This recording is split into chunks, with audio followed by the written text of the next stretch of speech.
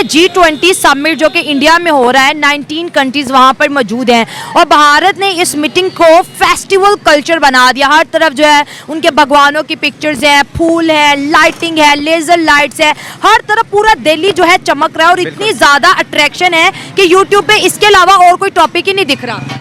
भारत की प्रथा और संस्कृति को लेकर के पूरे आयोजन का समारोह किया गया है। जिस तरह से कल्चरल प्रोग्राम्स किए गए हैं जो इंडिया में जब भी कोई इस तरह इंटरनेशनल डेलीगेशन आया है तो इंडिया उन्हें कोई मतलब दूसरा कल्चर नहीं दिखाता, उन्हें उनके साथ अपना कल्चर शेयर करता है, उन्हें अपने रंग में वो कहते हैं ना रंगा लेता है। और बिल्कुल ऐसी बात है, अगर हम उनके जितने भी शोज देखें, जितने भी डेलीगेशन वहाँ पर आते हैं, वो अपना कल्चर बिल्कुल बरकरार रखते हैं और सामने वाला उसको एक्सेप्ट भी करता है। भारत मंडपम में एक बहुत ग्रैंड अभी डिनर भी चल रहा है। क्या कहेंगे, दुनिया क्यों इतना प्रेज कर रही है, क्यों इतना तारीफ कर रही है? इवन पाकिस्तान की बात करें, हम तो ये समझते हैं ना दुश्मन है या नेबर है, मतलब हमारे उनके खिलाफ, हम भी तारीफ कर रहे हैं। जय हिंद दोस्तों, भारतीय संस्कृति ने एक बार फिर से पूरी दुनिया का दिल जीत लिया है और इसीलिए जो दुनिया भर के बड़े बड़े लीडर्स हैं वो न केवल भारतीय संस्कृति और इतिहास की तारीफ कर रहे हैं बल्कि उसे श्रेष्ठ बता रहे हैं। 2 दिन की मीटिंग है, लेकिन जो इंडिया इस वक्त दिख रहा है बहुत प्यारा सजाया गया है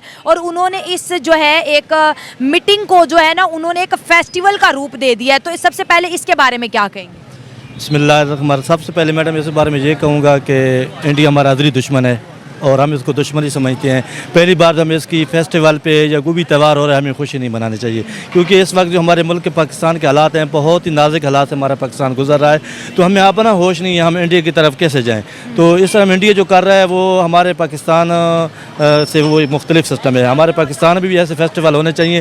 फेस्टिवल जब होंगे हमें फेस्टिवल का होश भी नहीं, क्योंकि हमारे हुक्मरान, हमारी हुकूमत, हमारे लीडर, हमारे नुमा एक पेज पे नहीं है।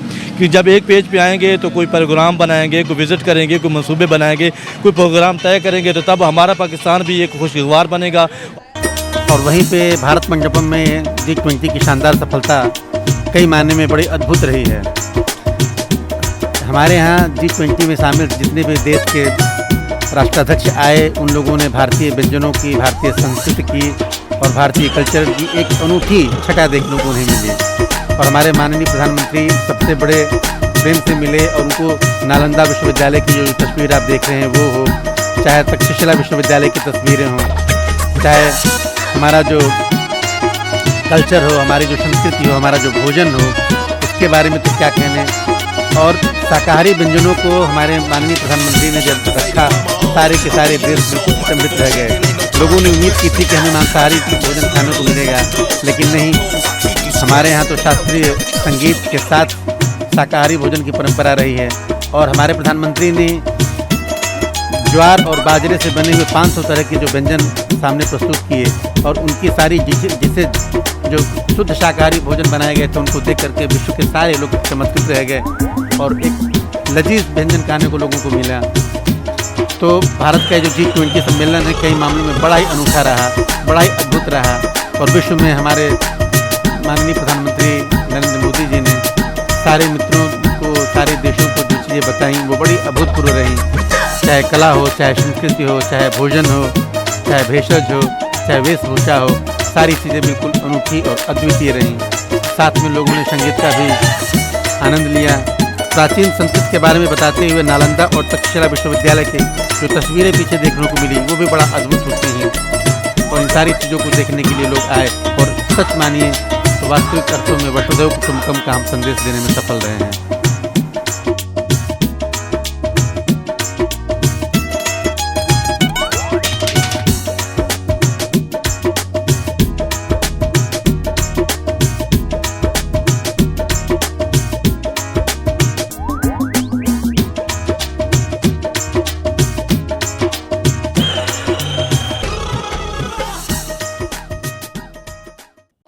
भारत के कल्चरल परफॉर्मेंस में कितनी ताकत है।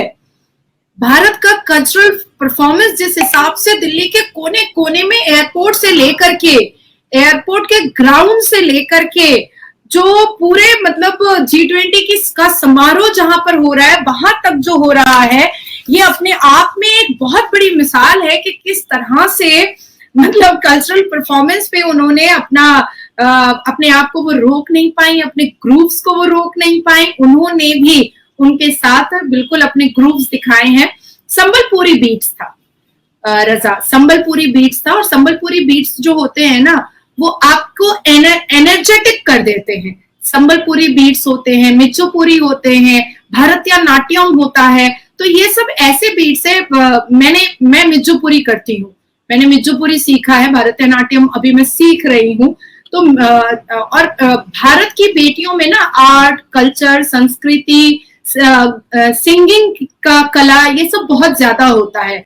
तो संबलपुरी बीट चल रहा था और वो आई, और जब उन्होंने वो बीट सुना है, एमडी है इंटरनेशनल मॉनेटरी फंड की, वो जैसे ही वो बीट्स के सामने आई, उन्होंने अपने ग्रुप से स्टार्ट कर दिए और फिर उन्होंने ऐसे किया और फिर वो आगे बढ़ी।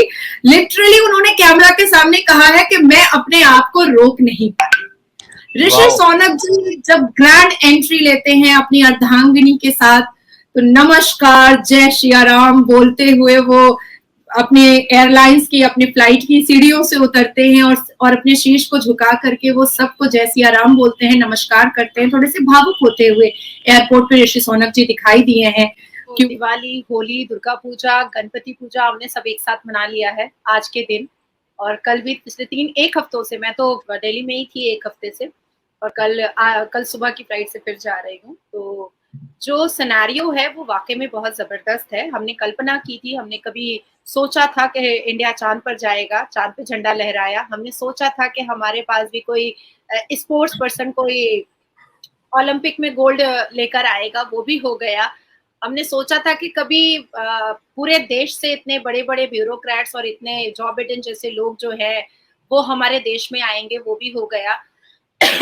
और जिस हिसाब से भारत की प्रथा और संस्कृति को लेकर के पूरे आयोजन का समारोह किया गया है, जिस तरह से कल्चरल प्रोग्राम्स किए गए हैं, जो इंतजाम किया गया है, जो सिक्योरिटी अलर्ट की गई है, या और जिस हिसाब से US president jaw Biden India के भारत के प्रधानमंत्री सऊदी अरब के खुर्शीद साहब के बीच में जो एक रेलवे को लेकर के जो एक इंफ्रास्ट्रक्चर के बारे में डील हो रही है, ये सब हमारे लिए बहुत बड़ा अचीवमेंट है, बहुत बड़ा।